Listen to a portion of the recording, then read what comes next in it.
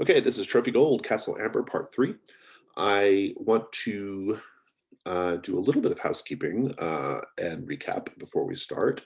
So, last session, the characters just continued their exploration of Castle Amber. In particular, you were at least indirectly responsible for the great indoor forest catching fire. And that fire is raging currently.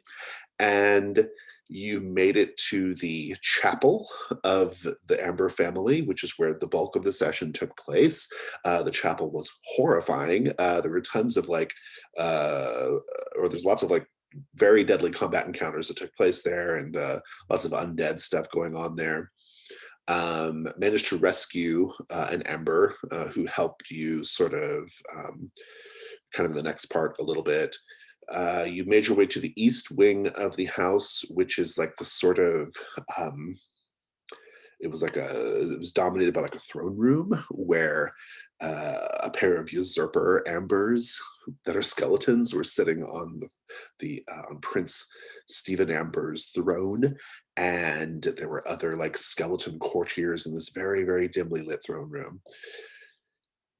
You all kind of quickly made your way out of there using magic to get to the lower level of Castle Amber, which is like a dungeon level.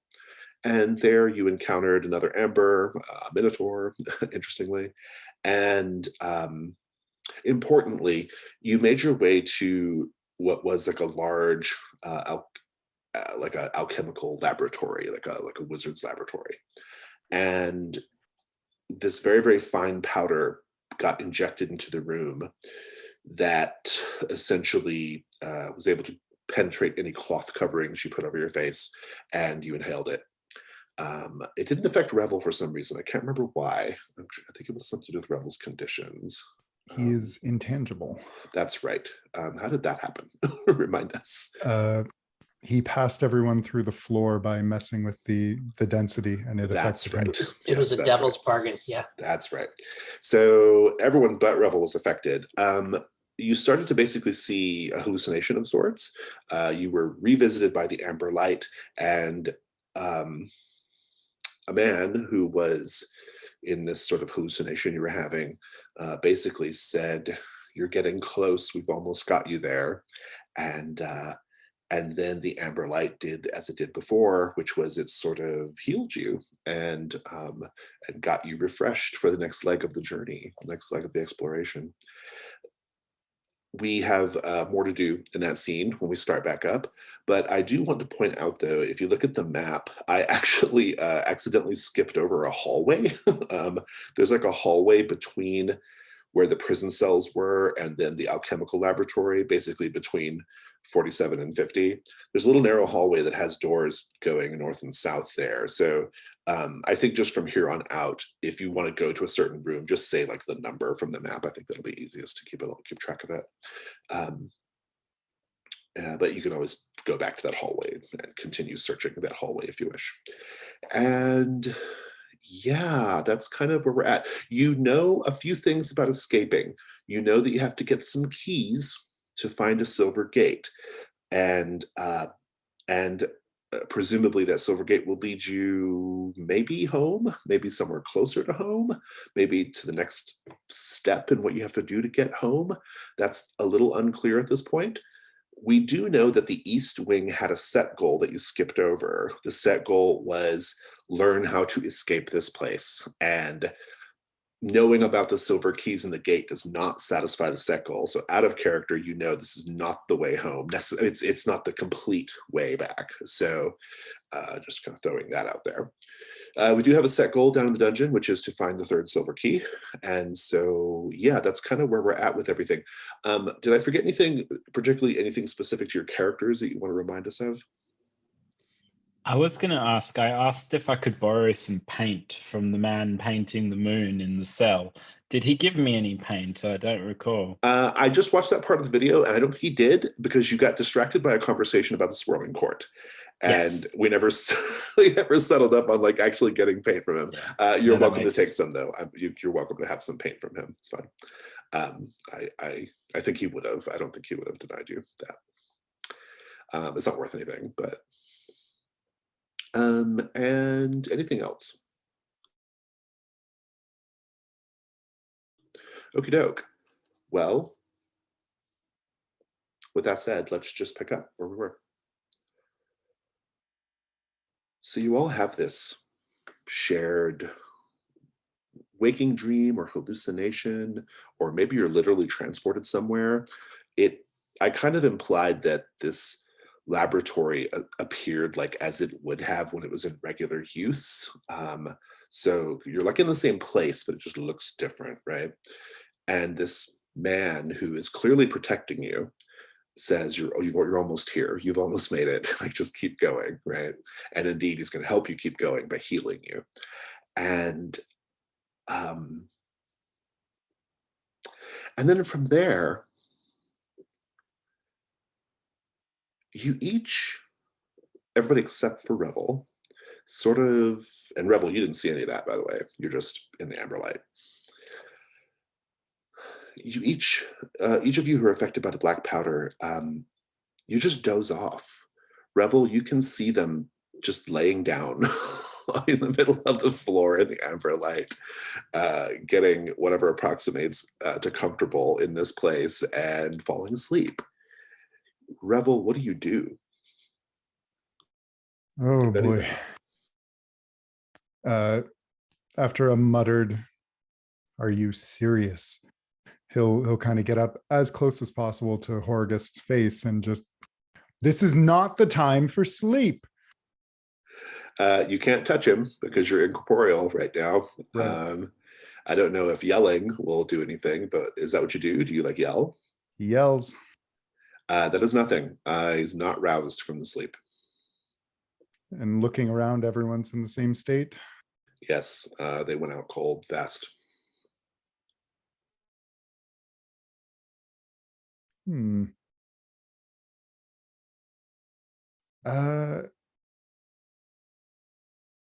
I have a bottle of amber wine. I would like to attempt to spill some on Orlan's face. Yeah, so here we get to the sort of age-old question. Is all of your clothes and gear also incorporeal while you're incorporeal? I think you probably are. And so I don't think that will work. It will just splatter pointlessly. It'll just disappear into the floor or whatever, right? What a waste of wine. I mean, you don't have to check the whole thing. You can figure it out after a few drips, probably. But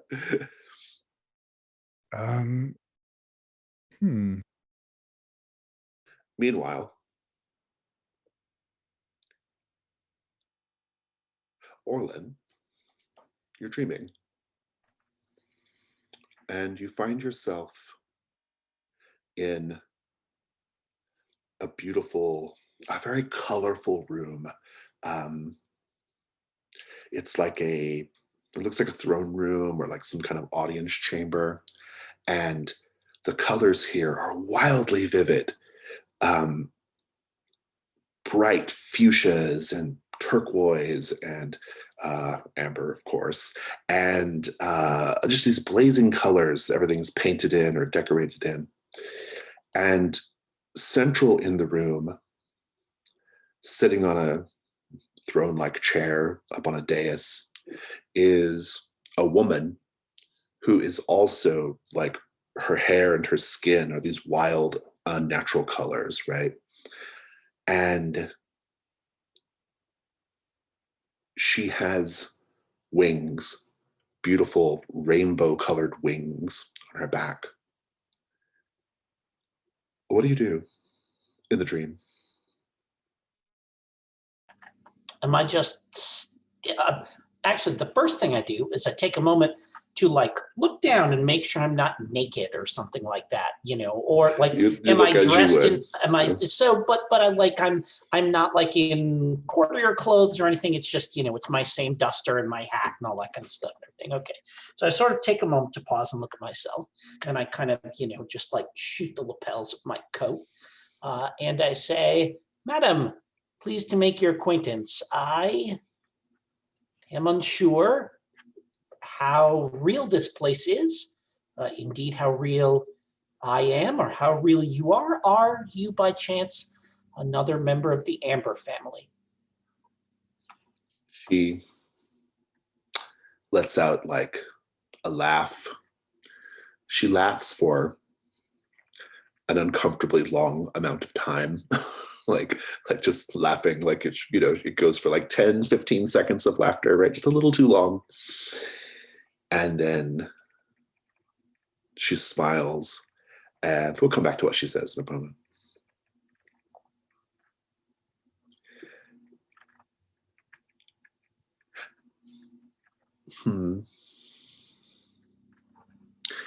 Horagest,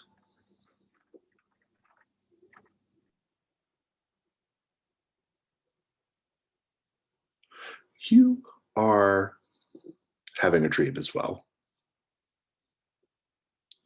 And in your dream, you are falling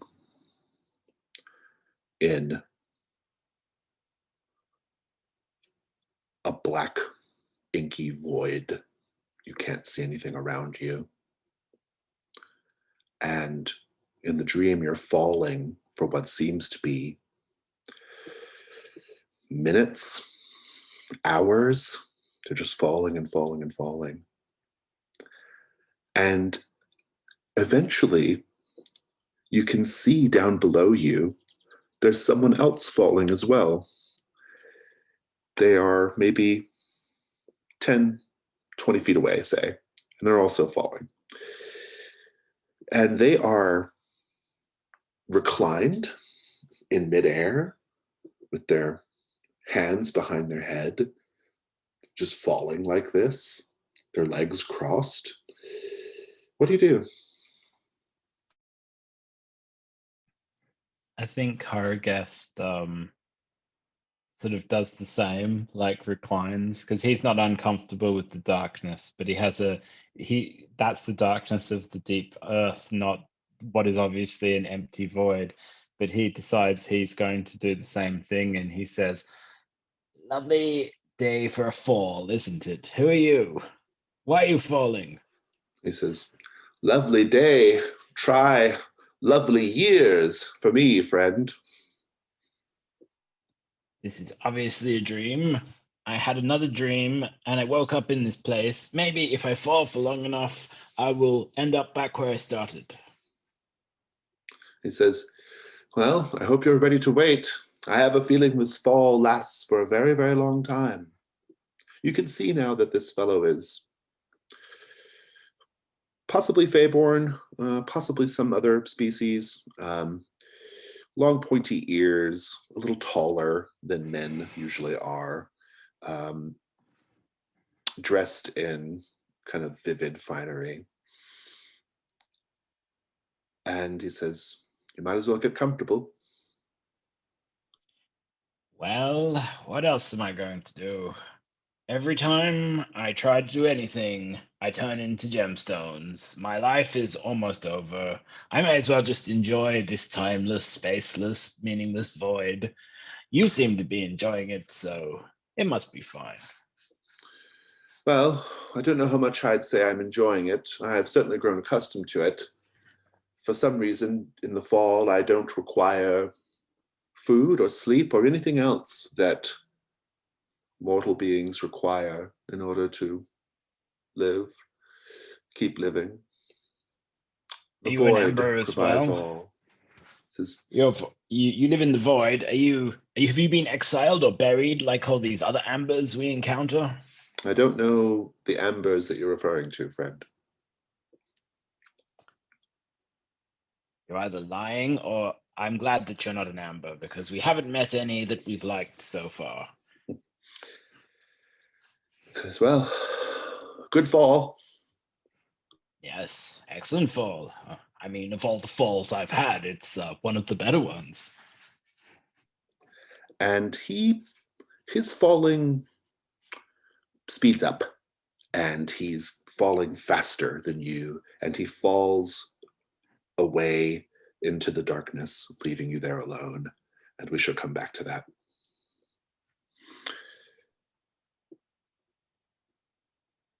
Sybil, in your dream, you are in a chamber not entirely unlike the one that you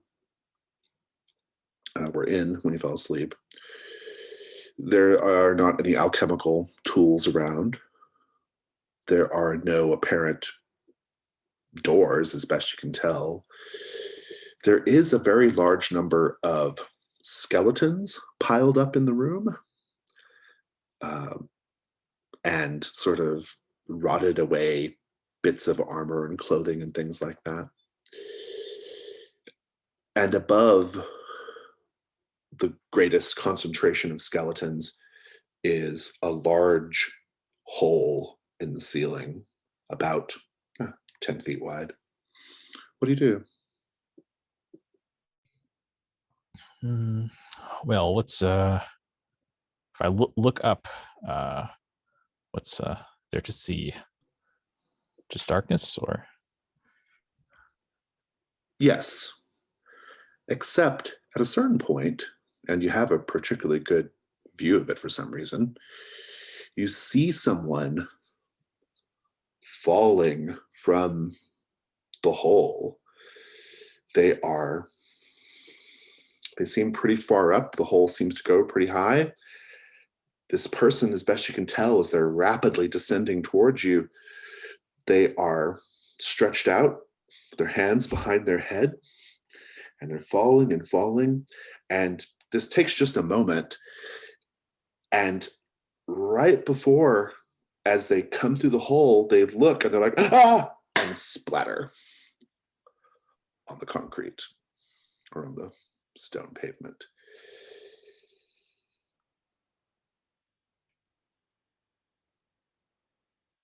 Revel, that didn't work. Pouring things did not work. They're all still quite asleep. Any other ideas? Well, my yelling didn't work, but I do have a whistle. Maybe I'll try getting, I think I'll get close to Sybil and just try taking a big breath of air, like puffing cheeks, and just spout out through the whistle as hard as he can. I like that. I think that's good.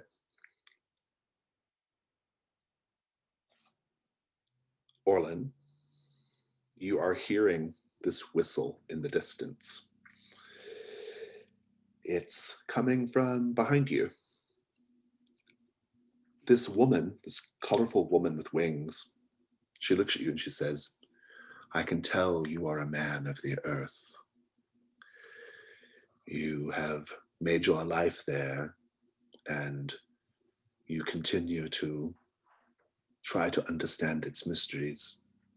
All the same, I would not look to return to it in the immediate near future. No. I have no sorts of intentions like that. I would like to know, though, would you perhaps be interested in becoming a man of the sky? Are there not mysteries above your head that you would like to seek out, explore? Not really, no. The sky provides water for the crops. It provides sunlight. The moon seems perfectly content to be there on her journey across it. I will leave it to her. And as you say, I am a man of the soil, of the earth, and that is where I prefer my feet to remain. With no offense, I'm sure you're. I could hardly hold a candle to someone such as yourself up in the ether anyway, madam. She says, no offense taken. And at this point, the whistling's getting very, very loud, and you wake up. Horagast, you hear the whistling coming from above you. What do you do? I think I sort of put my fingers in my mouth and blow back with my good hand, like, and see if I can prompt a response. Indeed. You can, yeah, Revel, Horagest is whistling back in his sleep. What do you do?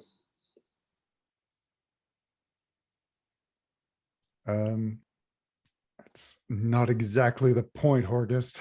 And he'll get a little closer and do another big breath in and another big whistle. The whistling is very loud now, Horagest. You could reach up and almost grab hold of it if you wanted to. What do you do? I think I'm going to swim up. Maybe my arm with my amber ghost will also. Maybe we don't quite do it in sequence, but we sort of start swimming upwards. Before you do, you'll notice that something slipped off of your Feyborn friends, out of his pack or out of his belt. It's unclear, but it looks to be some sort of jeweled bangle, probably very valuable. You can see it falling down below you. I think I've never been able to resist a interesting gemstone bauble, so perhaps I'll say, Mary Helen, reach for it, reach, and my amber arm will start sort of. I love it. The amber arm detaches and reaches for the jeweled bauble. It disappears from your vision and you wake up. Sybil, Horagest's jade arm falls down out of the hole and shatters into 1,000 pieces right after this person who fell to their was basically pulped on the stone masonry in front of you. And you can hear a whistling coming from behind you as well. What do you do? So do I realize this is a dream? Or is this I think so, yeah. okay.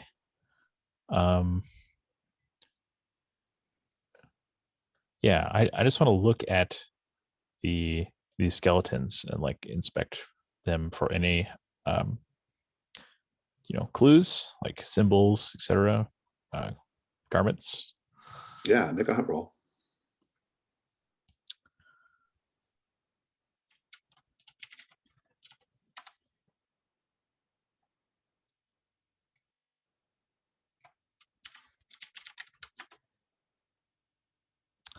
A 3.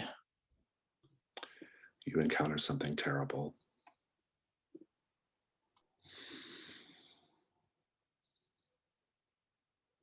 Let's take a look at your drives. This sounds like a good time to look at drives.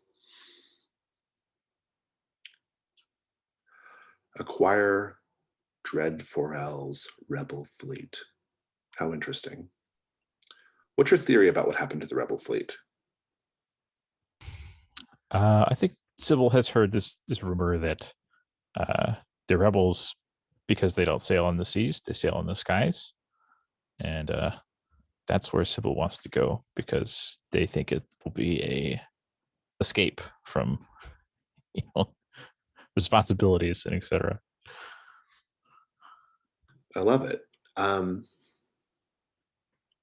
think you're looking through the skeletons and you can tell that based off some of their dress and based off some of their now rusted equipment, that they were mariners or sailors of some sort.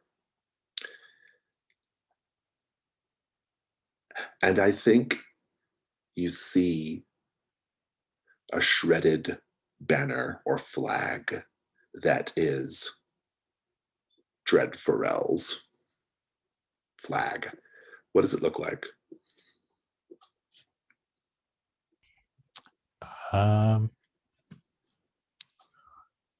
Probably an astrolabe, like cyan on gray. Nice, good, I like it.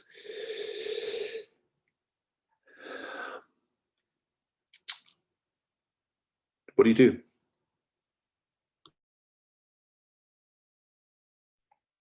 I'll try to take it. You do take it and you wake up from the dream. When you wake up, You have the banner in your hands. Horrorguest, your arm is missing. Orlin, you're as you were found in the dream. The amber light fades away. Everybody should be at their starting ruin at this point. And let's just have that scene. Does our checked off armor get unchecked, or does that No, stay- that does not. that's No. Still busted up. Okay.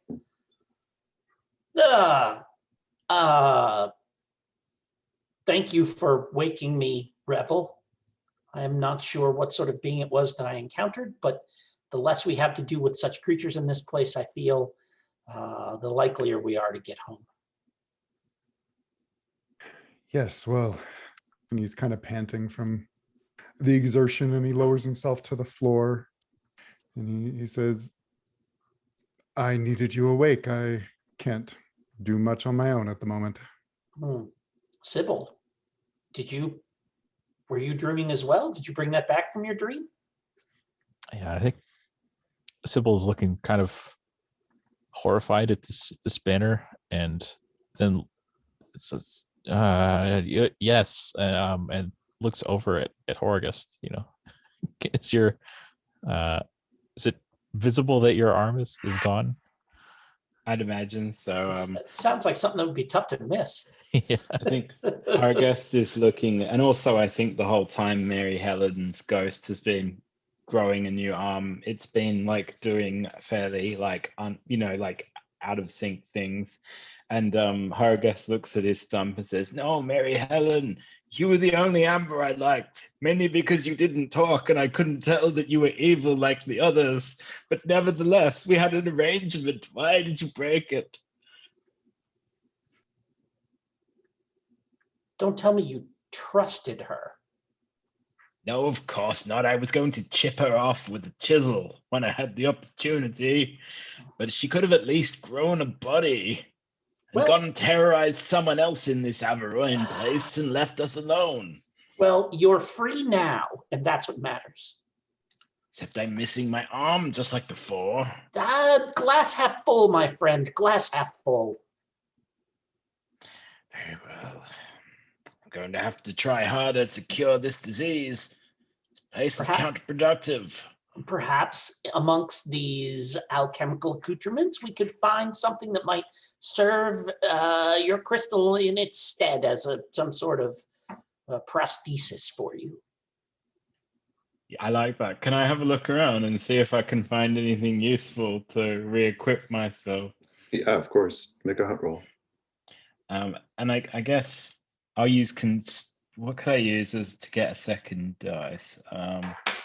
I think maybe construction would be a good one for that. I'll take it. Alrighty, let's give this a go. So I got a 5. Nice. I like it. If you're content with your arm being made of brass and glass, I think you can come up with something. I did manage to craft out of some jade sigils some fingers, so maybe I could create a kind of glass and brass puppet arm and imbue it with a little geomancy. Yeah, this will take a minute. I just want to go around the table and find out what everyone else is doing while you're scavenging materials for an arm. Revel.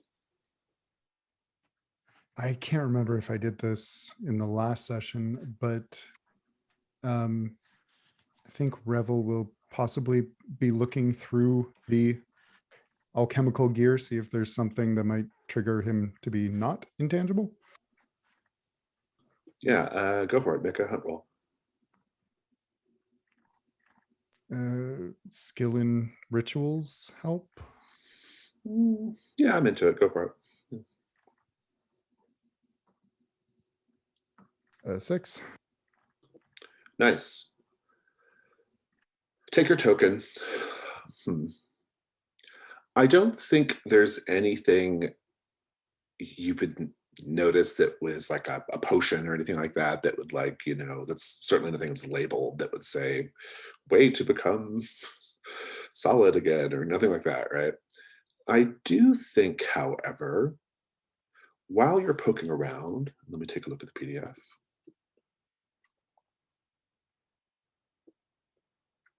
While you're looking around, you will find a vial of that black powder. I will wave Sybil over and say, can you take this for me? We might find it useful later. I think I recognize it. Like, all right, but we'll have to put it in something safe.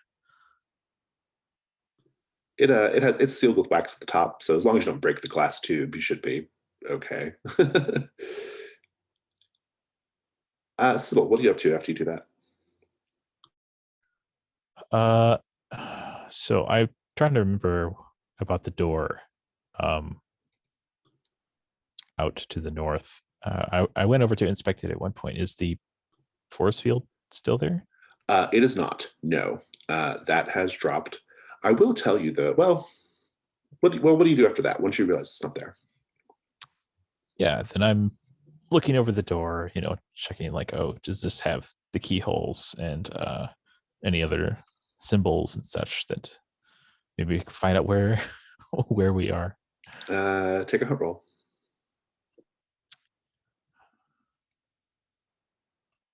Let's see. Yeah, I don't think I have any skills, so.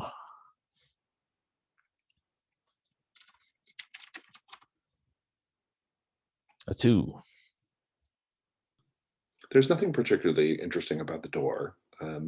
It can be locked with a key.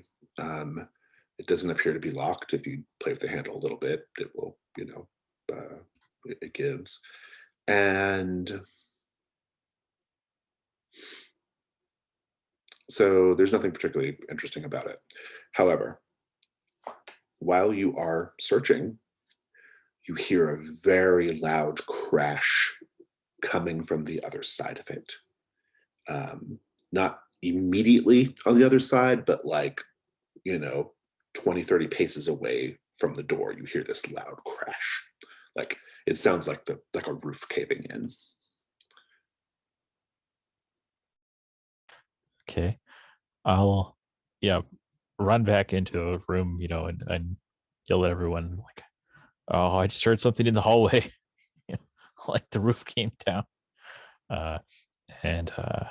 We should probably leave. And then, I'm looking around for something I can use as armor. I don't know about that, but I do want to ask Orlin, what are you up to right now? So did I hear this crash from the hall as Everyone well? heard it. Yeah, it was okay, very got loud. it, got it. And so I said to Sybil, what did you see? Was there something there, or? I don't think I could see through the keyhole, could I?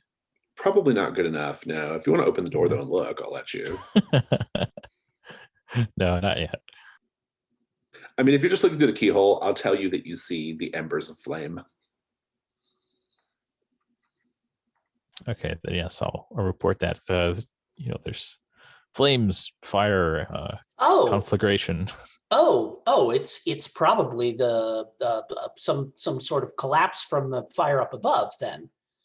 Well, that does complicate things for us a bit.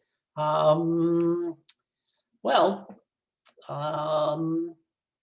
I kind of hold a hand straight out towards that door and then kind of turn to the left, and I'll just go pop open that door to, where it's like 51, 52, like all the other 50s rooms there.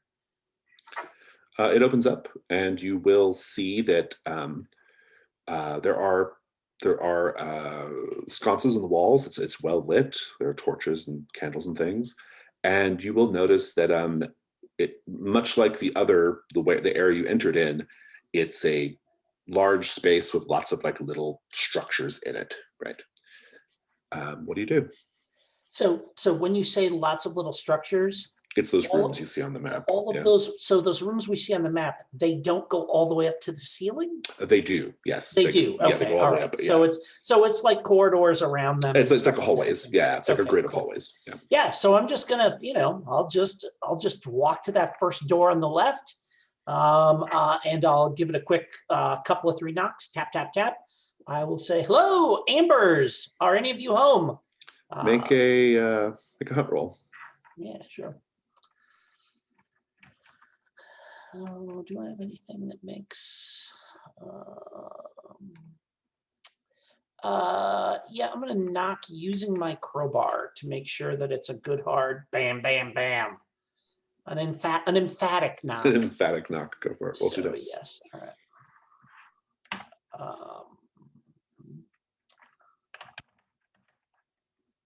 right. It's a 4.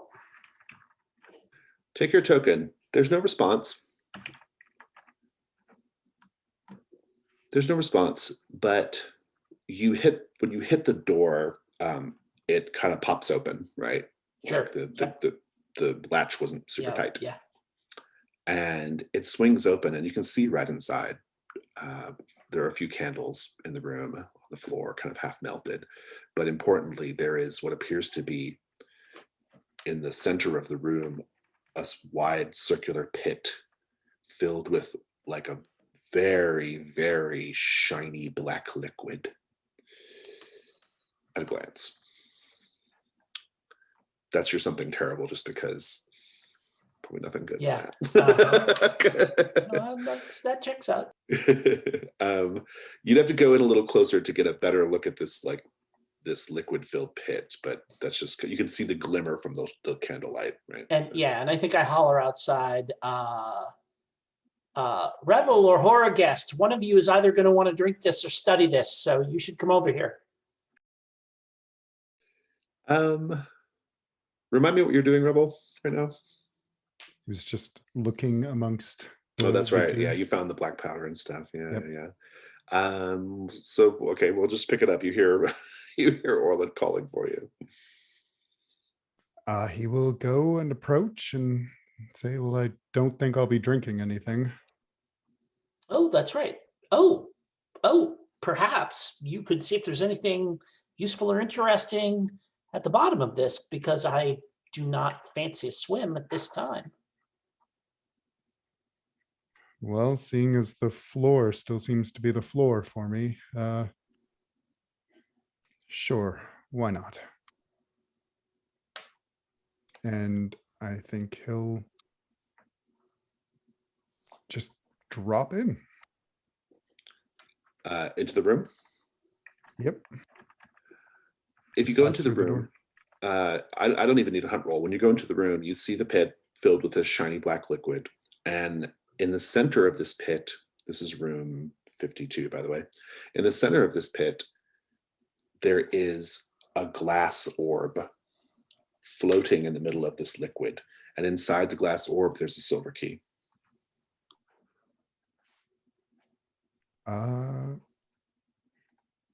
I will, if I can't just walk to it, I think he would cast float and hold his breath and levitate over to it. Yeah, it's not a very big pit. You can, so your plan is to see if you can walk on the liquid. Is that the plan initially? Yeah. You can, yeah.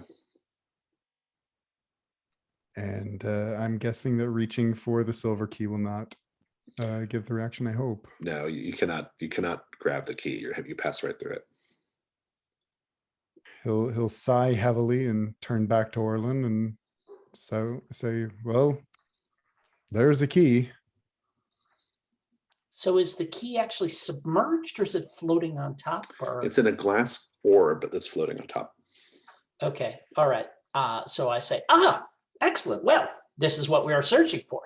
And I sit down for a moment and I cross my legs and I pull up my bucket and I tie my rope to my bucket.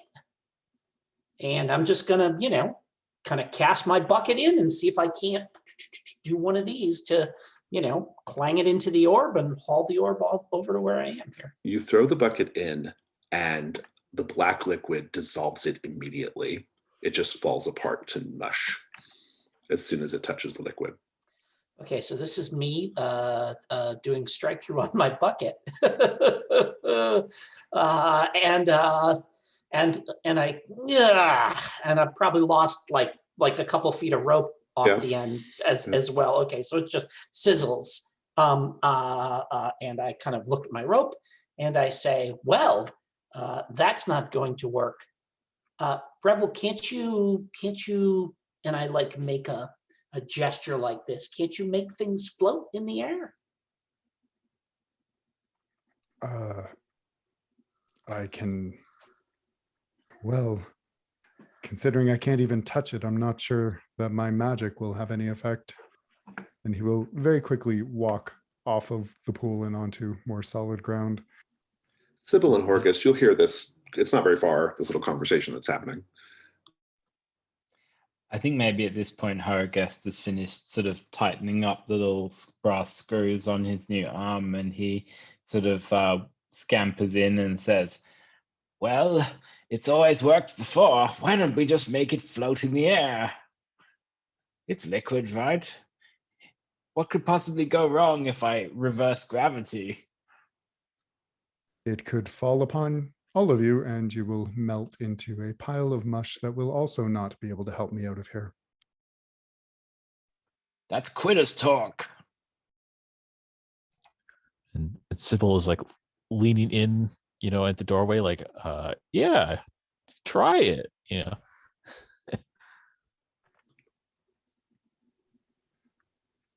I think Well, what I might do is suggest creating a circle of runes around the pit and then a line of runes going out of the door, then sitting in the hallway and attempting to cast my ritual from the hallway.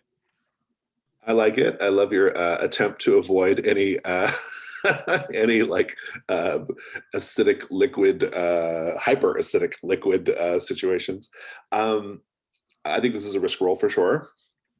Let's talk about what could go wrong here if the die roll goes poorly. Mike, Drew, Jim, any thoughts?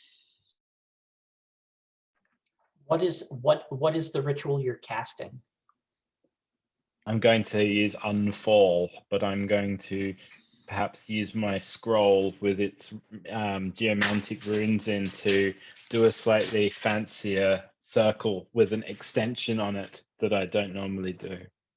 But the idea is to float the orb up, or I was thinking maybe float the liquid up in kind of vacuole so it floats up to the roof, then get in there and grab the orb, or get someone to retrieve it, while the spell is active. It feels so dangerous and I love it. So it could go wrong. Well, it could maybe the ceiling isn't that thick. Maybe the acid eats through the ceiling. Yeah, I was thinking something like that. Like the fire is above you, right? Like I feel like, and it's already, I think Orland's theory is probably correct. Like it's already trying to get down here. So yeah, could be bad. Any other thoughts? I mean, the other thought is that I mean that even if it that making it into globules will not make it just float up, happily, but maybe, there's the danger that it geysers up instead of just happily floating up to the ceiling. Yeah, and then just kind of sprays everywhere. Splash damage. Yeah. Good. I like it. Yeah. Okay, well, let's talk about dice then, if nobody else has anything else. I think I have rituals, so I think I can get myself. Yeah. Especially the way you're doing it. I think that's good. I think maybe my new arm has a slightly pointy finger on, so I can use it to scratch runes on the floor. Nice. You get your one light dice. Devil's Bargains. No matter what, something else comes out of the hole too. That's my offer.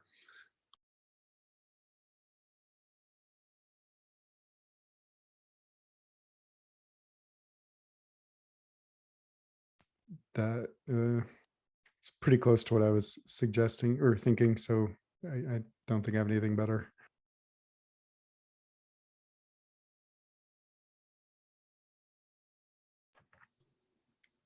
Got one tough choice so far, James. It's a pretty good one, so I think I'll just take it because it's very, you know, it's going to be entertaining one way or the other. Absolutely. He says. Love it. Let's talk about your dice then. Two light, one dark. Go for it. Let's do it. Oh, I got a 6 on the dark dice. Ruin goes up. I think that's from the pre hinted at sort of splash damage, right? I think it just kind of goes up quite quickly and you get sprayed. Even your attempts to avoid it didn't really help. Even just a tiny speck will hurt like hell because it dissolved the bucket in like a split second, right? So that's not great. I think you can see a bit of your, there's like, you know, like when brass gets like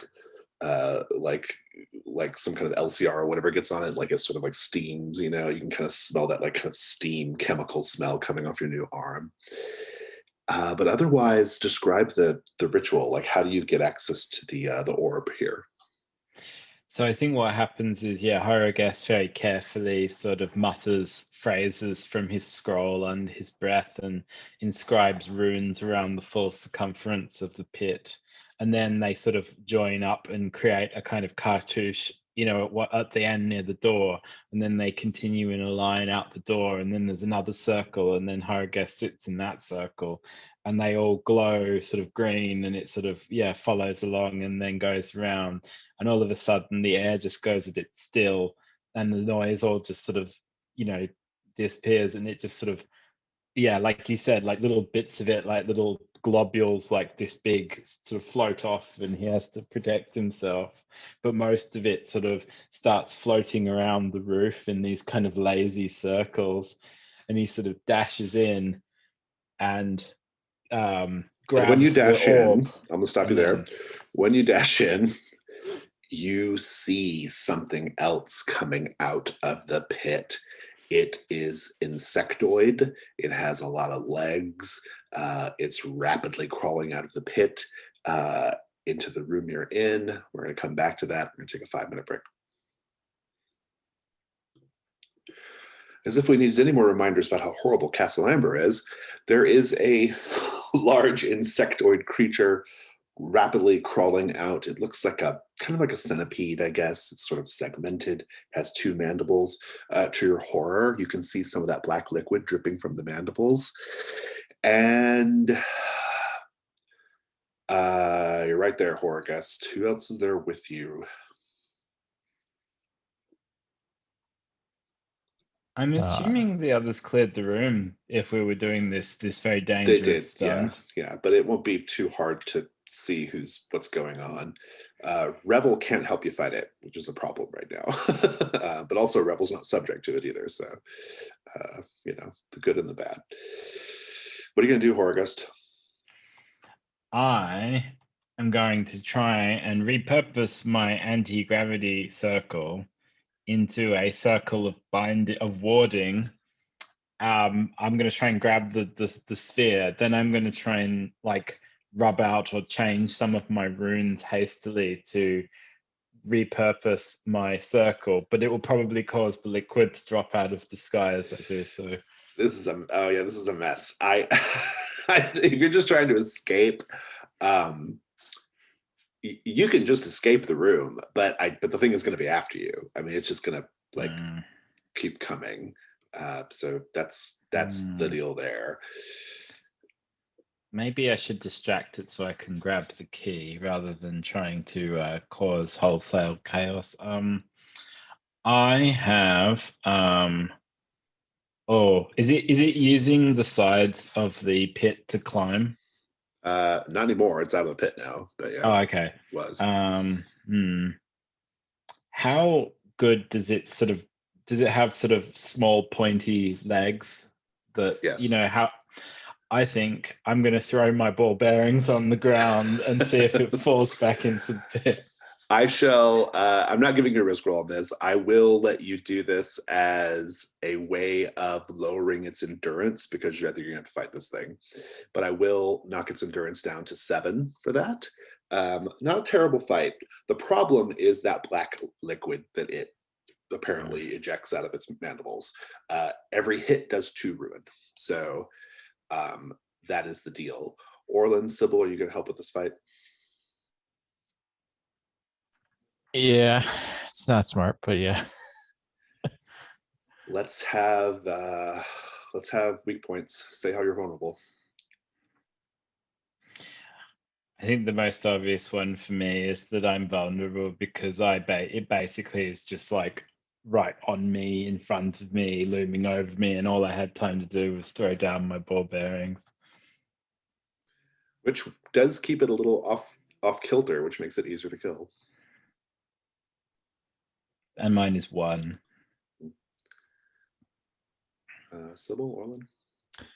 Yeah. I think I have no armor left. I'm just wearing, silks and whatever. So you're, I can you're hit. very vulnerable to this to Yeah. the acid. I'm vulnerable because I fight with a shovel, which is not exactly made for precise strikes. Like when I hit stuff, it splatters. You know, so it's like it did a number on your bucket too. So. Exactly. Yeah. So I'm a little worried about my shovel here, but I can't. We can't let Horrorghast get digested either. So. All right, let's get some weak points on the table. What do we got here? Oh, mine was 2. 2. Okay. Mine is also 2. All right, so 2 is the Let's super not roll bad a number. 2. I have no armor either, so we could basically all die in this real easy.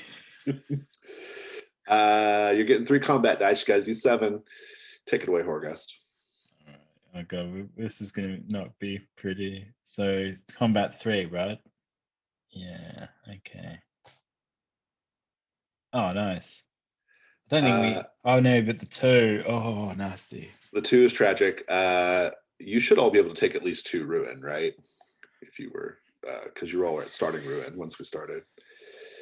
But yeah, if you don't have any armor, you're going to take 2. Those of you who rolled 2 are getting 2 ruin, but the creature is destroyed.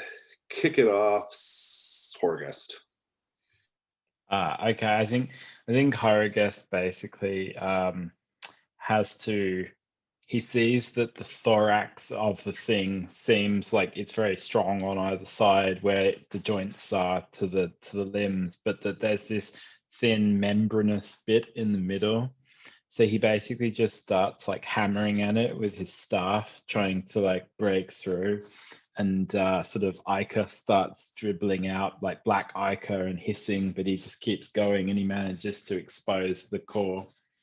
And there's this sort of palpating lymph system exposed. Yum. Keep it going. Keep it going, Orlin.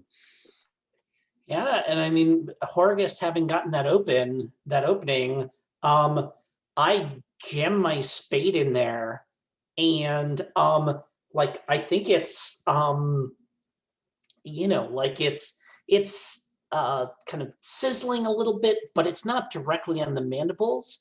But I've got it kind of chunked in there, and I just like step right in, and put my foot on the top of the spade like I'm digging through some particularly tough soil, and jam it down hard. And that, like, it's thrashing, but I've got it pinned down for Sybil to finish it off. Finish it off, Sybil. Yeah, I think so Sybil. Yeah, I think I take my sling, right, and put this rock in there and actually get kind of flashy about it and whip this rock like off the ceiling, and into the brain matter. Nice. And it stops. You can retrieve the glass orb with the silver key, thereby satisfying the circle. And Sybil, go ahead and roll 8 gold dice, gold 8. Or gold 7, rather, sorry. It was originally 8. Oh, so when you knock its weak, when you figure out a weak point, you get less gold. Less Oh, okay. and you guys get nothing. So Yep. because the result was 0. Great. That's just great. And I think it's because basically like once you've exposed it, the sort of acid sacs start to like dissolve it from the inside, right? And all that's left is just like kind of badly scorched chitin from the like interior scorched chitin and pulp. And Revel, you are starting to feel like you are more on solid ground again. And he'll kind of maybe tap the side of his boot against a nearby wall, see if it makes any sound, and he'll say, "Oh well, that was well timed." Doesn't Oh, are you solid again? I think we need to be sure. And I just smack him. Say, yep, yeah, you're solid again. Definitely Well solid done. again. Look at my hands. Look at my hands. Well, there is a door on the other side. You'll know from that goes back out into this sort of grid of hallways here on this side of the dungeon. Plenty of other places to go search. Revel, what's next? Rubbing the back of his head, he'll Yeah, it's like I didn't punch you or anything. It's just kind of like a cuff, like right. you know, like Mo would hit Curly. That's great.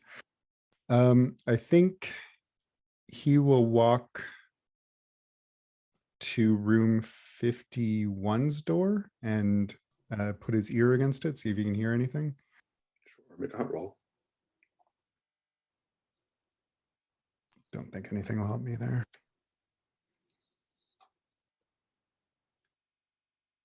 Of course, 1.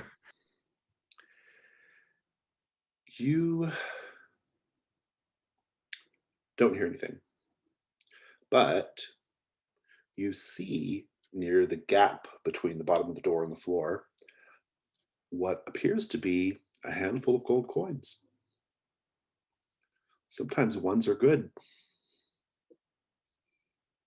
What do you do? So it's like spilling out into the hall. Yeah.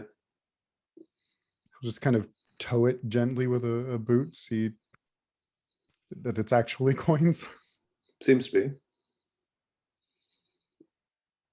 I'll probably regret this, and he'll reach down and pick up 1, or try to. You can, and you do. And when you reach down, I think you'll notice that there's a glimmer coming from in the room. Seems like there may be more inside.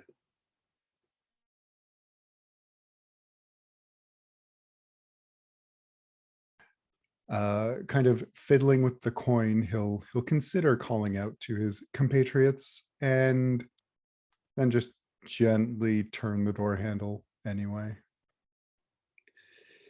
We'll come back to that. Horicust, Orlin, Sybil, any thoughts on what to name this black acid worm creature or centipede creature that you just fought? Bear in mind, it's not a creature of your world, so you may never encounter one again, but you know.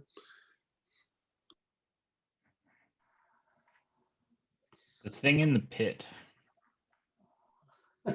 I mean, I think it's a caustic something. Caustic crawler. Yeah, caustic crawler is a great. Much yeah. better. Yeah. All I could think was Burnipede, which is awful. Yes, a caustic crawler. I love it. Somebody can note that down in the best area if they wish. I'll go ahead and put it in. Okay. Yeah, Sybil, what are you doing right now? Yeah, I think Sybil is heading to the room in the middle, right? And checking Sure. out that door. 54? Yeah. The north door or the east door? The north one. Okay. So what are you doing? Yeah, I'll listen, look through the keyhole, try the doorknob if there is one a little bit. Yeah, make a hunt roll.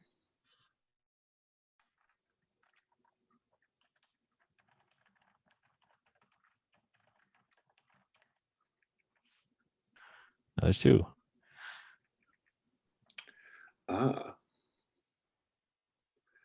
Take a token. Or no, you don't take a token. You got 2. Take no token. I will tell you that you don't hear anything. Did you say you were trying the door too? Yeah, I tried the doorknob. Yeah. The door opens up and you're hit with like a kind of face full of like dust. Whatever's in here, it's dusty. And you hear something creeping around inside this room. You can hear scratching on the floor and a sort of like, it's very dark in there, and a sort of like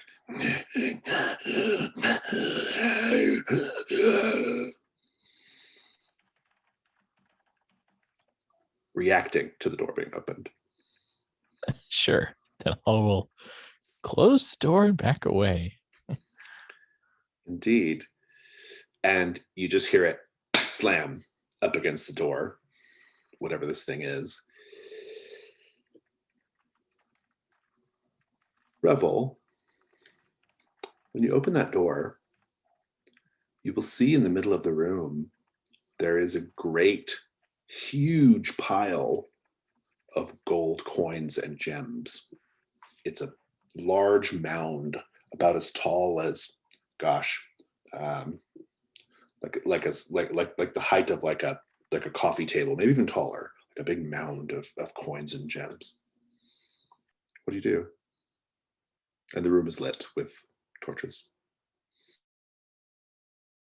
Having heard a fairy tale or 2 in his time, and knowing that this usually gets people eaten, he's going to take his grappling hook and his rope, tie the rope to the grappling hook, and throw the grappling hook into the pile. Nice. I like that. Make a hunt roll. This counts as a hunt roll.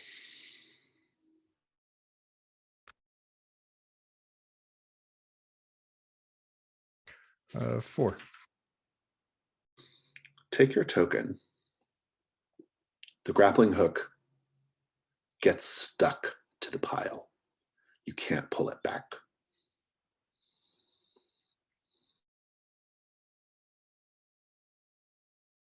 He's going to kind of lean out the door and say, "There's something tricky in here."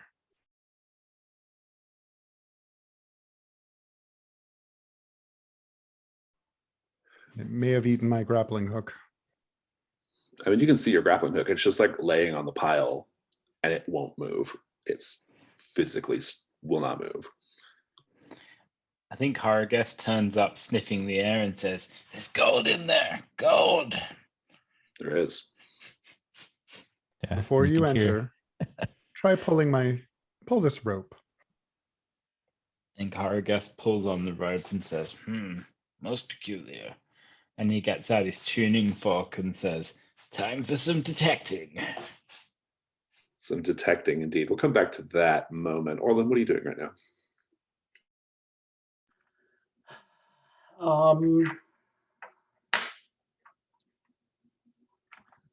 I am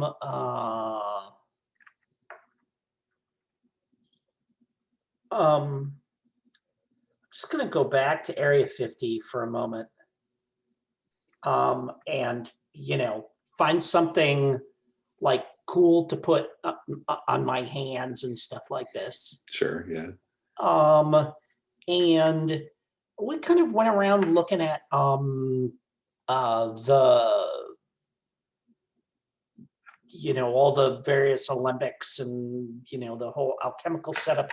I'm curious whether are there any like books or papers or anything like that laying around here? Not so much, no. I mean, there is a library in Castle Amber, which is where a lot of that stuff would be kept. Now here, it's all business here. It's all practical here.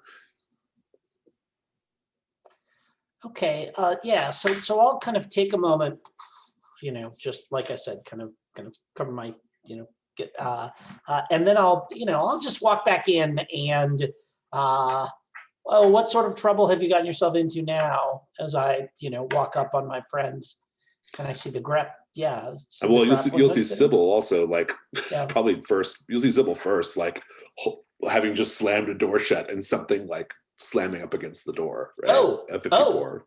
Oh, okay. Yes. Yeah. And I pointed Sybil, and I point at the door, and I say, do we need to bar that door? Quite possibly. There's something tricky, isn't that one? Well, there's something angry in this one. Yeah. Well, I mean, can you be more explicit? It was Because very dark. quiet. There's no longer anyone at that door. You're at the north door, right?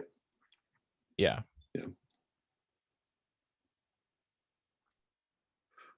Horror guest.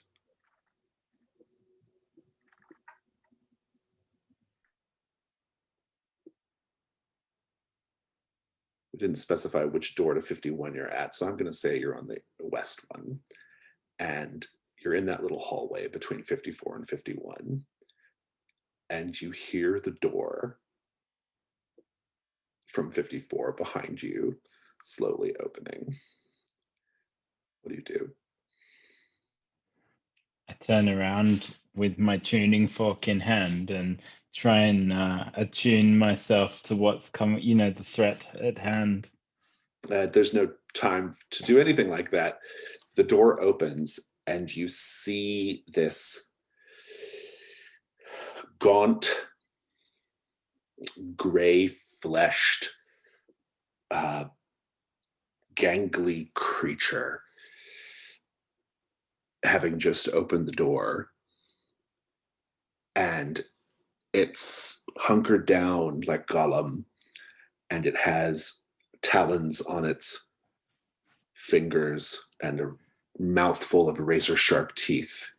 You may have a bestiary entry that matches this, actually. Possibly. Let's look. Well, maybe not.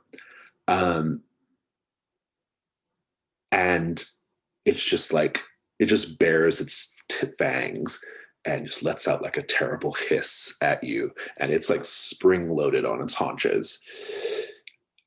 And the door is just swinging open. Revel, you'll see this too.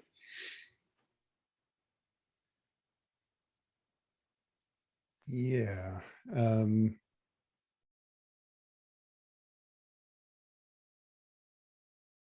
I think, can he ready the feather ritual?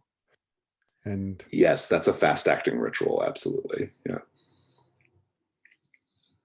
What's the plan? If it lunges for them, he'll just smack it and send it to the ceiling. Very good. I like it. Yeah, that's good. Do I want to do a risk roll here? I don't know. I don't think this is a risk roll as much as it's just another. I think it's more fictional positioning for a combat, right? I'm loving that approach. I think it will reduce, if this thing does leap at you, and I think it's going to, the feather spell, the ceiling's not super high, but the feather spell will make the creature kind of like stuck up high, right? Make it super, super vulnerable. Probably knock its endurance down to like 5. So super easy to kill. Or you can just, I don't know. I don't think you can leave it there. I think it will eventually get loose. All right. But for now, it's not. It hasn't leapt. Horrorgust, what do you do? I am going to turn around and head for the door to room 51 and try and attract it into chasing me, then move out the way so it falls into the pile of gold. Well, that's pretty good too. That's a cool plan as well. I do want to check in with Sybil and Orlin though, because the creature just suddenly stopped, and it obviously just went to the other door. What are the two of you doing right now? I mean, did we hear that other door open? Maybe. I think in any case you will hear Horrorgust and Revel suddenly stop talking.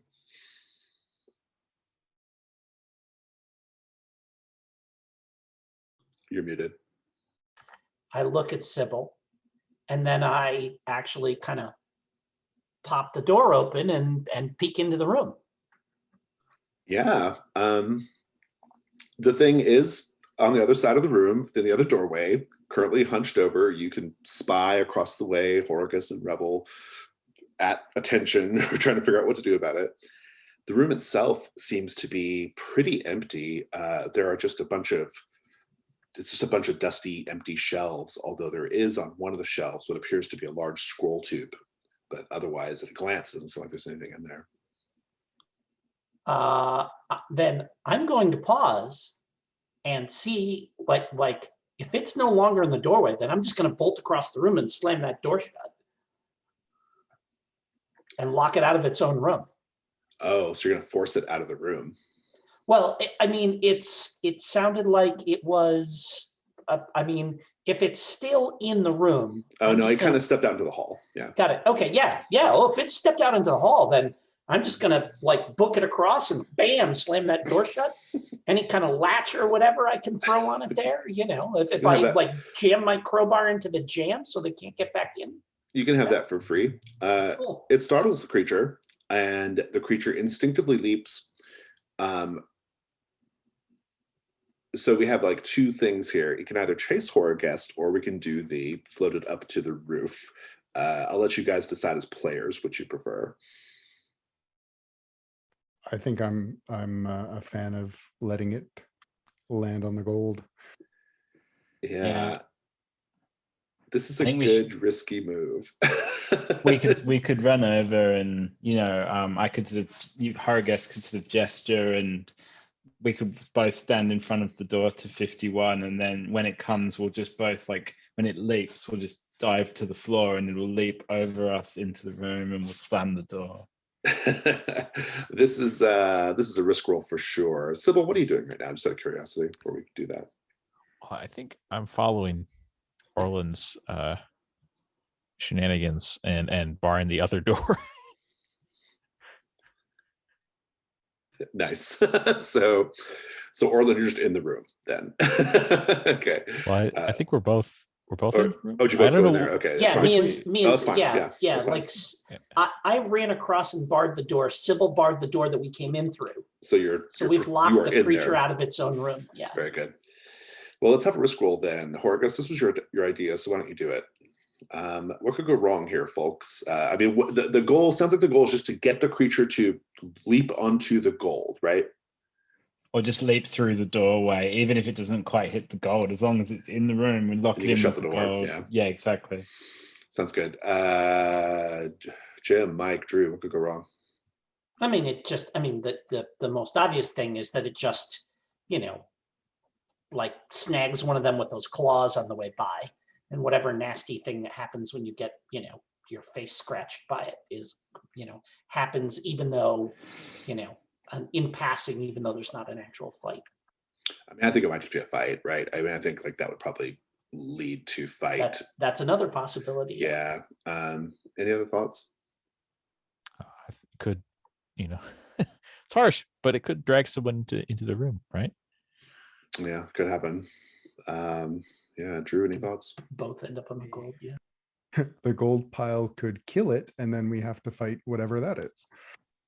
All fantastic ideas. Let's talk about dice. What do you think, Horgus, for your first die? Skill or equipment? Or the environment? You're kind of using the environment in a way. Yeah, I am.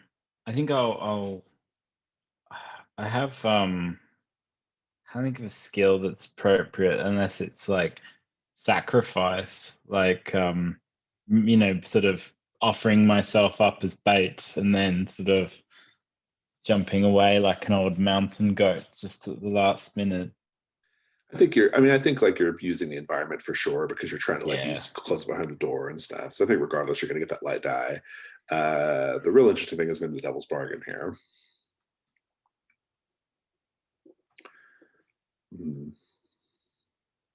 Think about it. I mean, I think no matter what happens, they're each going to get a gold piece or two stuck to them, whatever that means. It's I'm going to say no matter what no matter what, the outcome of whatever happens means you can't go back in that room with the gold.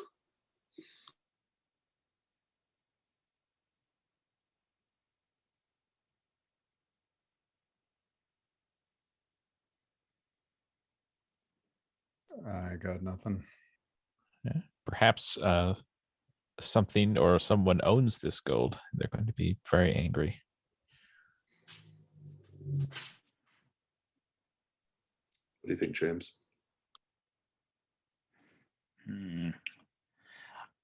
I think the idea of someone owning the gold and getting angry at us, I like that one.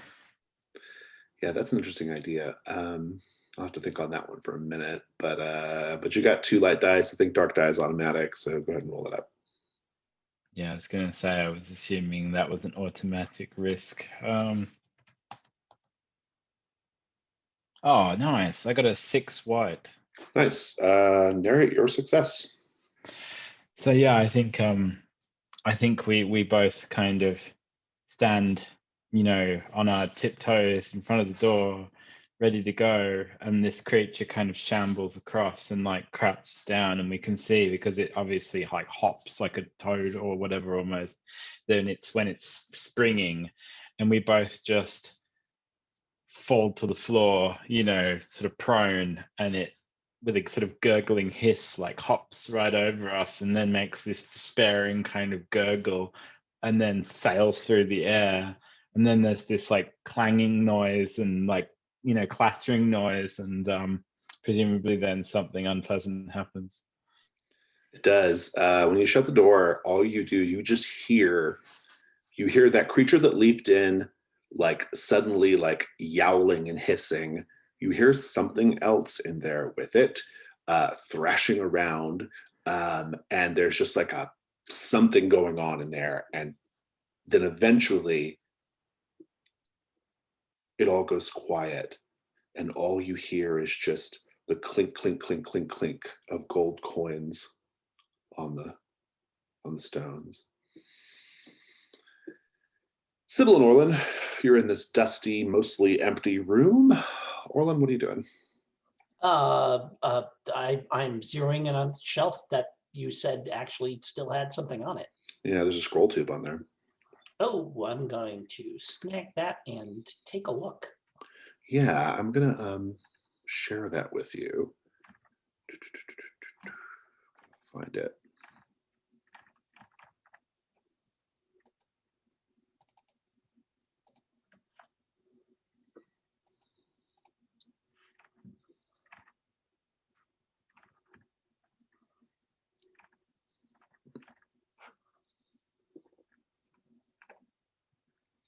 Oh, very good.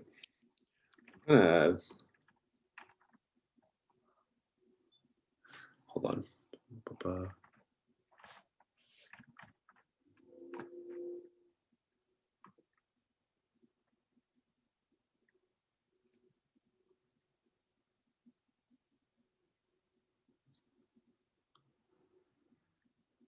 Here we go. In classic D&D form, you get a handout. Let's put it on the drawings here.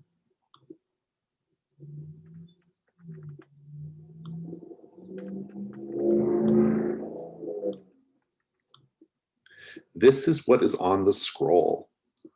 It's on the image board. This also satisfies the set goal in the East Wing of Castle Amber. You do not need to go back for that now. But I shall read it for the viewers of the video.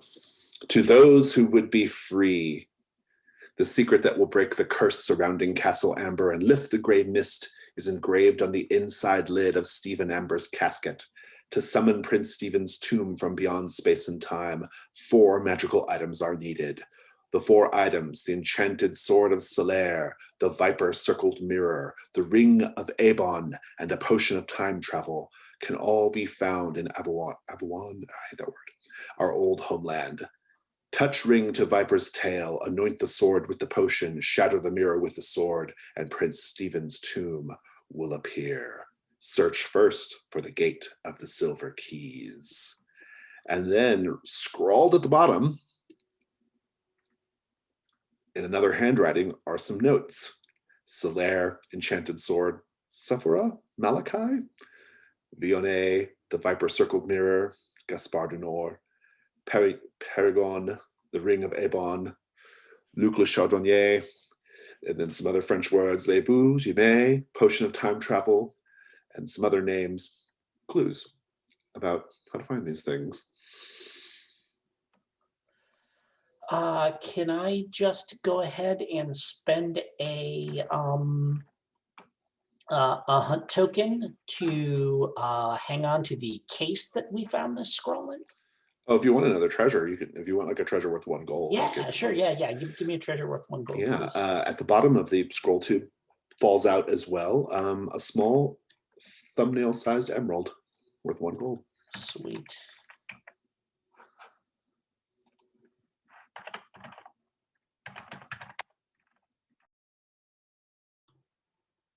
And so, let's just have the moment with everyone kind of coming back together here in the hallways of the western part of the dungeon. Ah, you dealt with the creature. Excellent. Well, in a manner of speaking, and I think he'll take his dagger and cut off the rope from where it's hanging out under the door so he can reclaim some of it.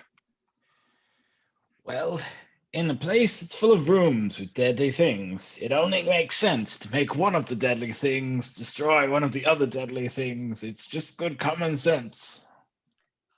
Indeed. To see the having them fight amongst themselves is indeed the best outcome. Sybil and I found this document, which I believe tells us what we need to do to escape this horrible place. Though I cannot necessarily make sense of the whole thing. Reading it, Revel will look up at Orlin and Horgus and say, I don't understand all of it, but when I die, please do that to my tomb.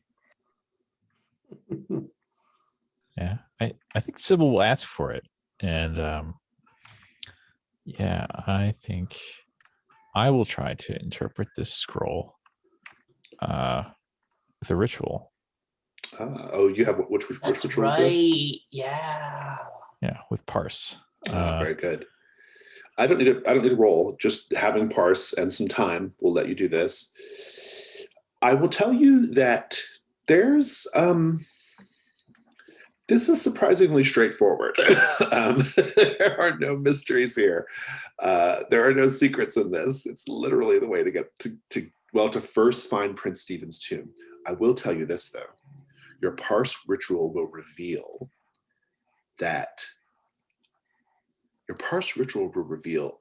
Prince Stephen wrote this, at least the first part. And how he managed to do that, if he's dead, I don't know, totally unclear. But also, well, that's the main thing, that Prince Stephen wrote this, and also that the person who visited you in the alchemist lab in the dream is Prince Stephen. He's trying to get you there. What about the parse ritual reveals that you know Prince Stephen, Prince Stephen's been protecting you, and that he wrote this?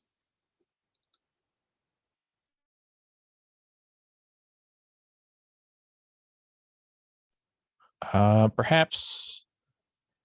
So let me ask: do the Amberites, is their physiology different? No, they're humans. Okay, maybe that won't work. Just kind of inbred. They're horrible human wizards. Sure. Family Okay, of horrible royal wizards. Yeah. Yeah, then maybe the lettering, like the ink, starts to shimmer, and reveals itself as, oh, this was obviously written in wizard blood. Does it have that amber color of like the light you've been like kind of bathed in or like periodically? Sure. Like that. Yeah. But basically, your parse ritual will ultimately reveal that like this is legit, like this is the way to do it. But they're trying to get you there. So Question is, we still don't know where the gate is. We haven't found the gate. that Another- is the big question. Now the ceiling's fallen in because we set everything on fire. Dungeon ecology suck. Yes. Speaking of which, that fire has started to. It is starting to burn outside the door to the north of the alchemist's laboratory. It's not. There's no immediate danger of it like breaching, but you can kind of hear it. Like whatever timbers and stuff were above are definitely burning. So.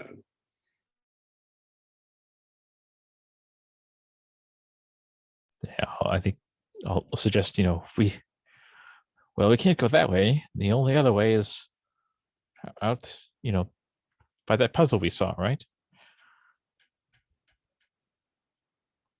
Does seem to be the case. Indeed. Wow, there are more rooms down here as well in the east wing of the dungeon, or in the west part of the dungeon, rather. Got 1, 2, 3, 4 more rooms, probably all filled with horrible things.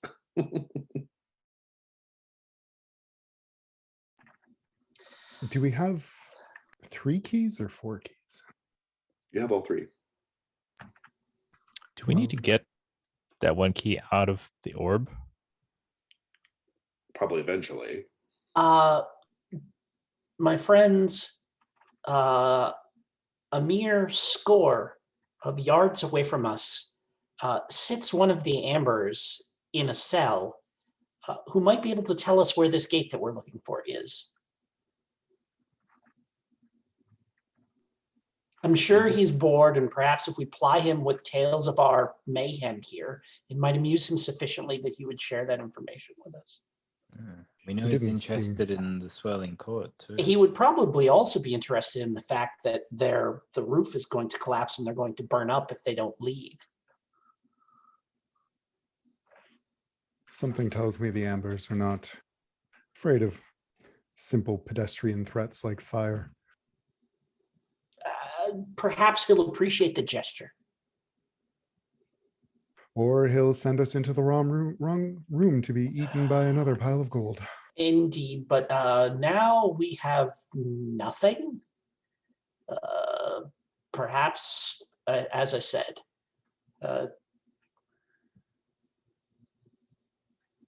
it's worth it. It seems to me worth a try. Do you go ask him? Yeah, and if everybody's just kind of looking at me, then I'll sigh and turn and walk back to the cells. When you walk back to the cells, you walk past the bull-headed man cells, and out of your peripheral vision, you can see that the bull-headed man is standing there by the cell door as he was before, but the cell door is open.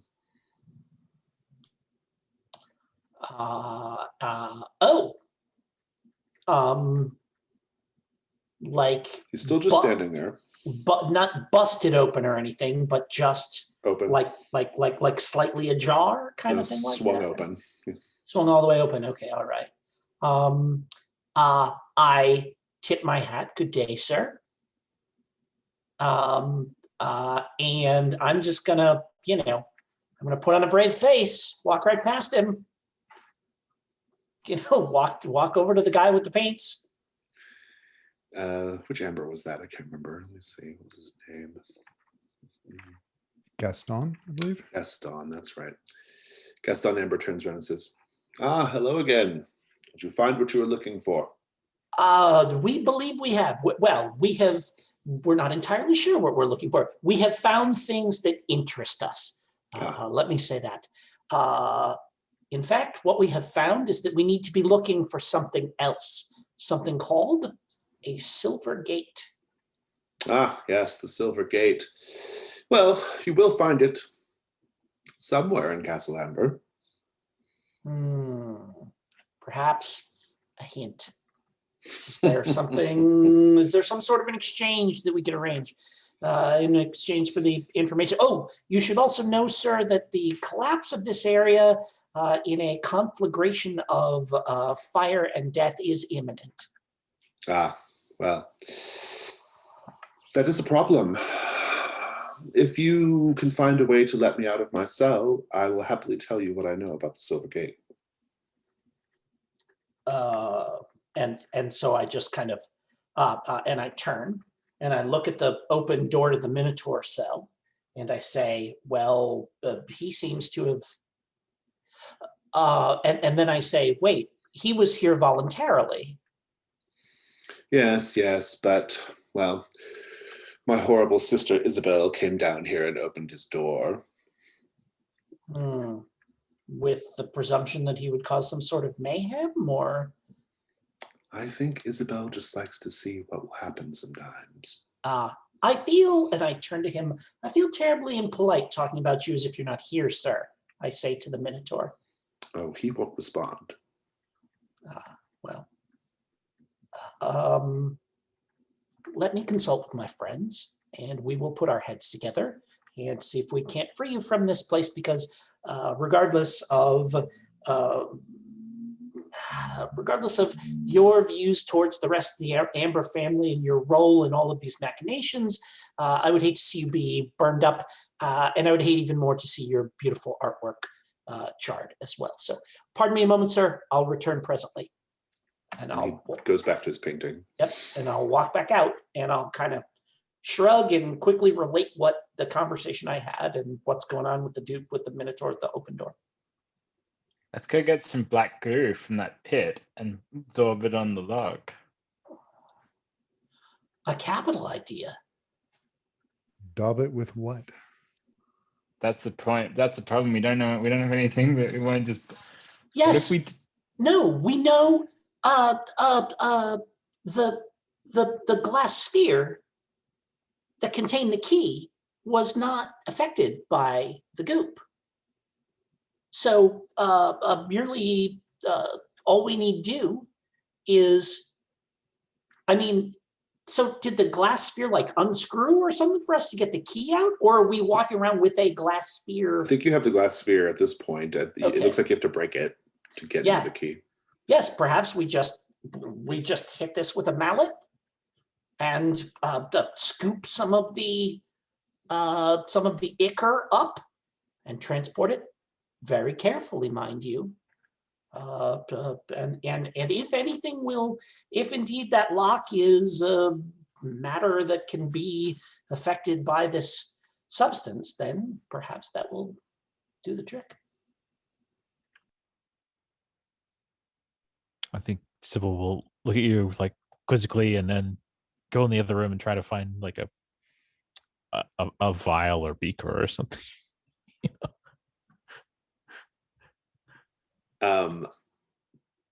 Yeah, I mean, I think your plan is legit, Orlin. I think it will probably work. I mean, because the glass clearly isn't messed up by the stuff. It's possible, as Sybil is intuiting, that maybe glass in period glass is not affected by the stuff.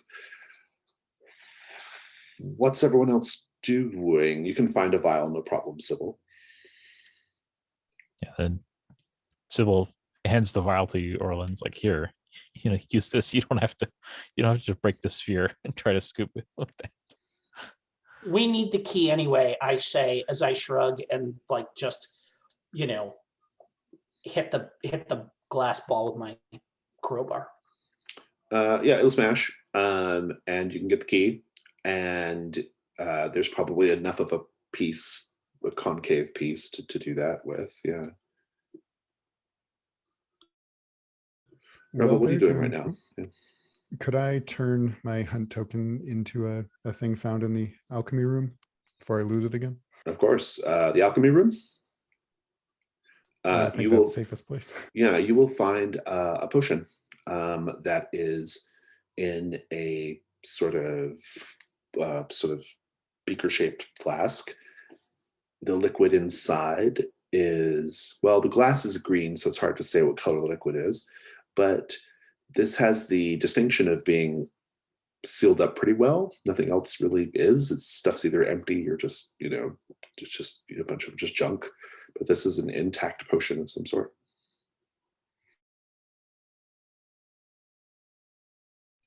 All right. And with that, I think he'll accompany Orlin back toward the lock to see if it worked.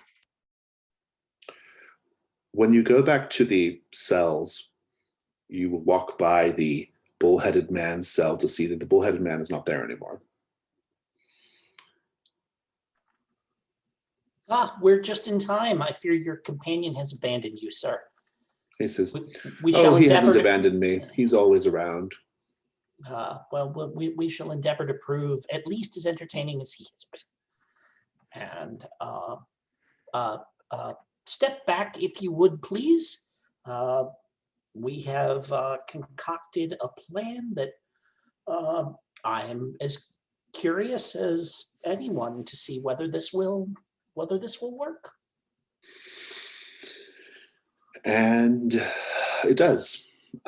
You'll be able, the metal will corrode away very rapidly, and you can open the cell door. And he says, capital. And I make a little voila gesture. Your freedom awaits, sir. He steps out and he says, well, the thing about the gate is that it is a little unstuck. It's tethered to Castle Amber, but it likes to jump around. It could be in any room in the palace, quite frankly. Hopefully not somewhere that's on fire right now. I think the gate knows better, though. It has a sentience. Is there a wine that it prefers or a song that it might enjoy hearing? Some way that we could compel it to join us in the room that we're in? I don't know the answer to that, but I do know that you may have to open a lot of doors before you find it. You'll recognize it right away. It's decorated with a large figure of a lion's head, cast from amber, of course.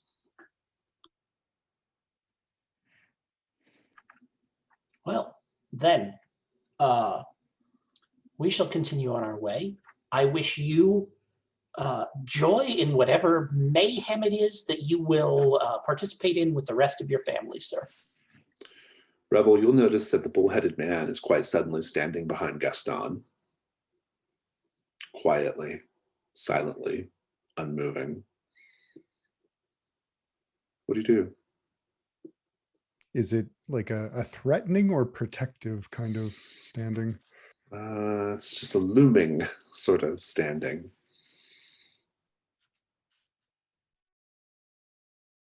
Well, you and your friend, I suppose, and he'll nod towards the Minotaur or bull-headed man.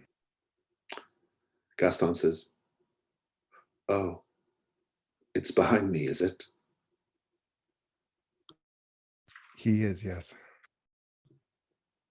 Well, I guess that's it for me then. I wish you all the luck in finding Prince Stephen. And, well, this wasn't a bad life, really, was it?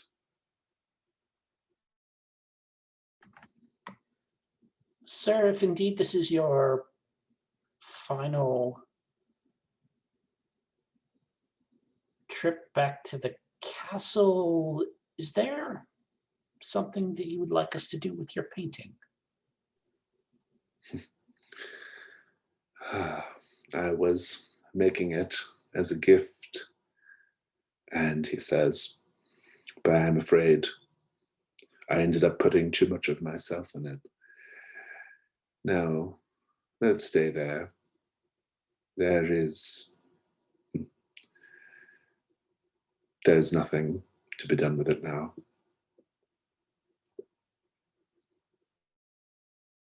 I suggest you go.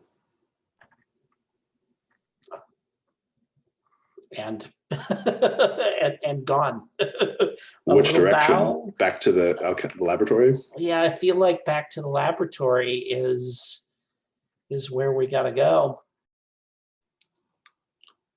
Yes. As you go back to the laboratory and join the others, and as you close the door, you hear Gaston scream, and then it goes quiet. Well, Gaston has shared with me the location of the Silver Gate, and it is in typical fashion of this place, vexing. It may be in any room. It seems to travel about. He seems to believe that it will protect itself from whatever, and I kind of wave vaguely in the direction of, the smoke that is now starting to come out from under the door to the north. But we should need to return. Well, although, if indeed it can be in any room in the castle, we may perhaps find it down here. There are several rooms we have yet to check. We are looking for a silver gate with a large amber lion atop it.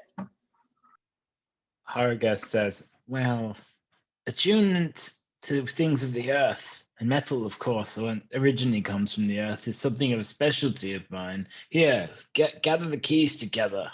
And he gets his rod and says, I'm going to douse it out, and starts hitting the keys with his rod, and says, sing for me, my pretties, sing, sing. That's a great plan. Make a 2-die hunt roll.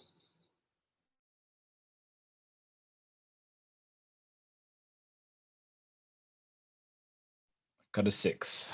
Nice. Take your token. This works. It resonates with the Silver Gate.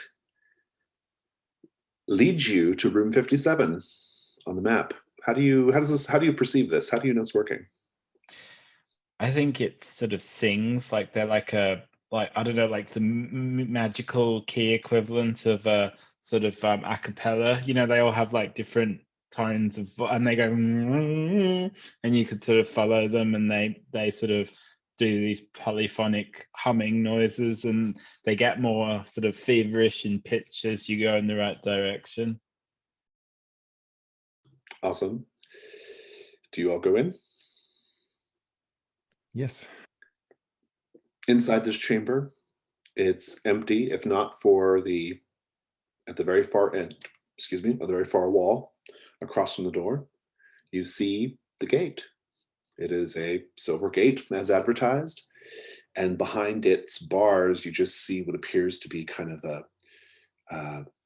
like a silvery void light, like a silvery light, just a mist, not a mist, more just like a swirling silver. And yes, there is like a figure atop, sort of like affixed to one of the gate doors, of a amber lion's face. And you see that there are 3 keyholes on the gate. Quick, turn the keys before it disappears again.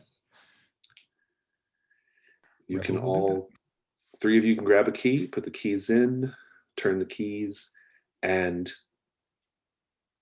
quite suddenly you find yourself in a meadow. The air is crisp. You can smell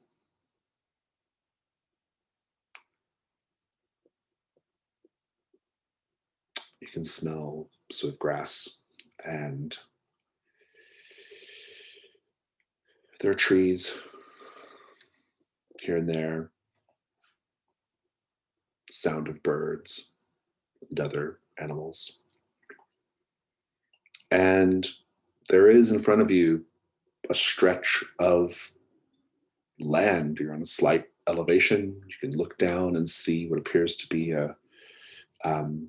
it's a small place, a region, a country, not super big, probably no more than a few miles, across, but all around it, the very far sides and behind you and ahead of you, is that wall of fog.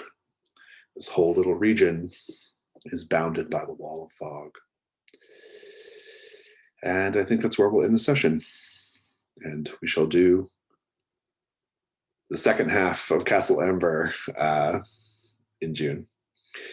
Let's do stars and wishes. Stars are things you enjoyed. Wishes are things you hope to see next time. Whoever wants to go first, take it away.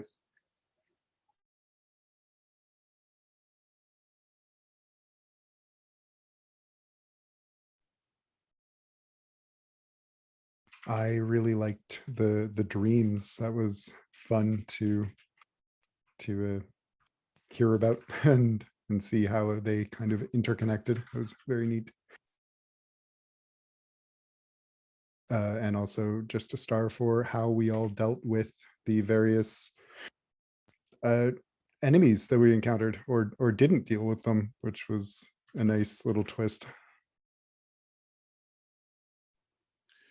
Yeah, I'll go star for this is a short session, but I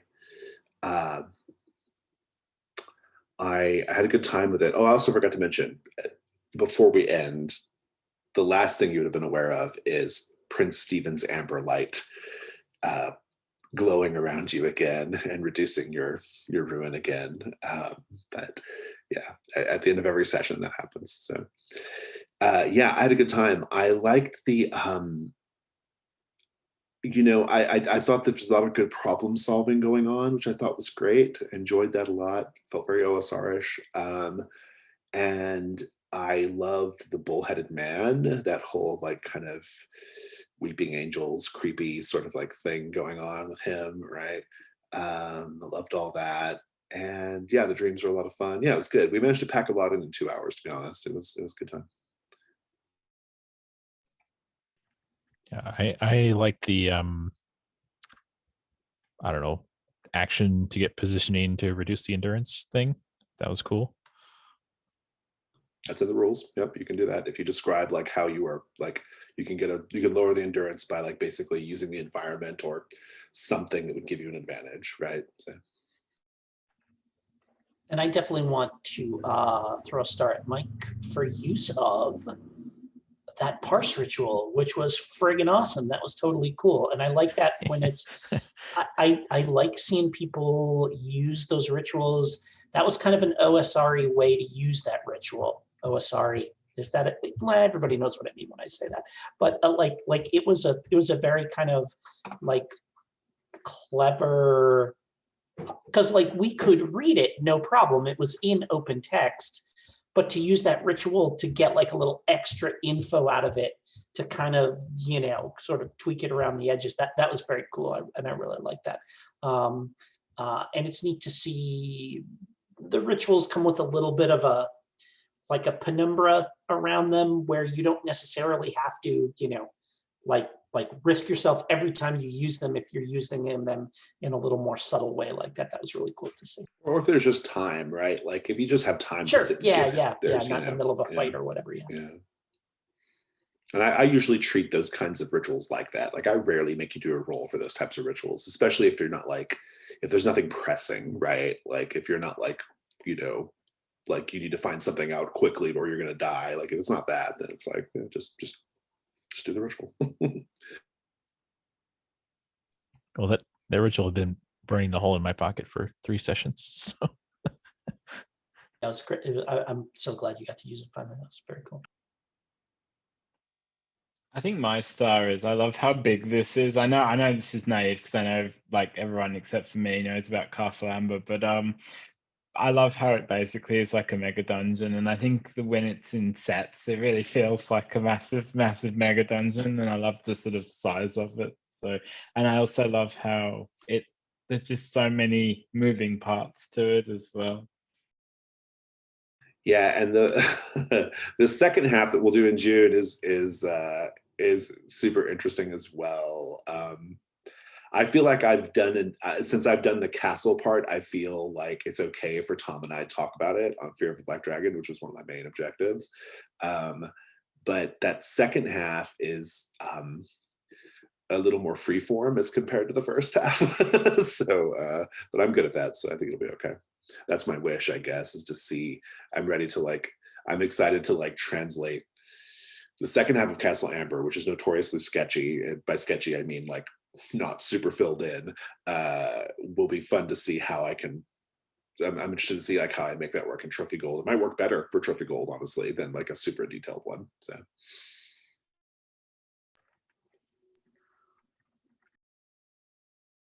Any other wishes? Yeah, so kind of related to that, I want to meet some Ambers like that aren't like shitty royal wizards. Because I think this Prince is Stephen's the nice one, right? yeah, this is like well, but also like this is their homeland. So it's like, are there, I mean, somebody's gotta till these fields and like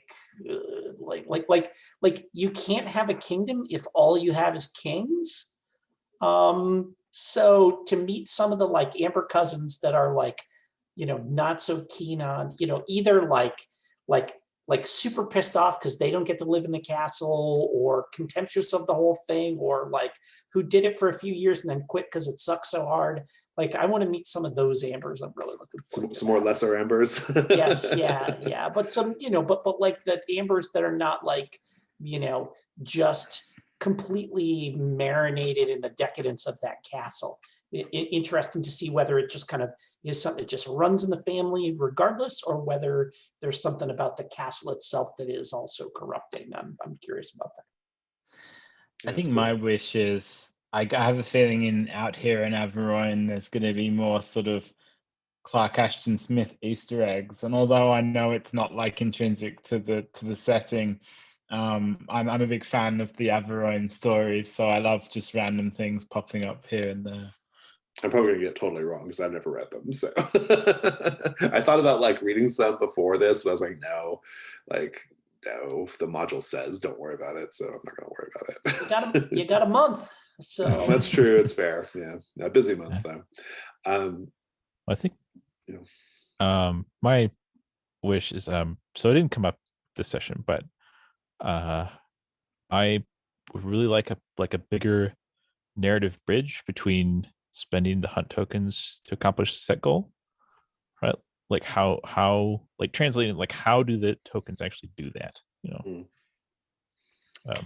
it felt kind of short last time because there wasn't, by necessity there wasn't any foreshadowing. For which one in particular are you talking about?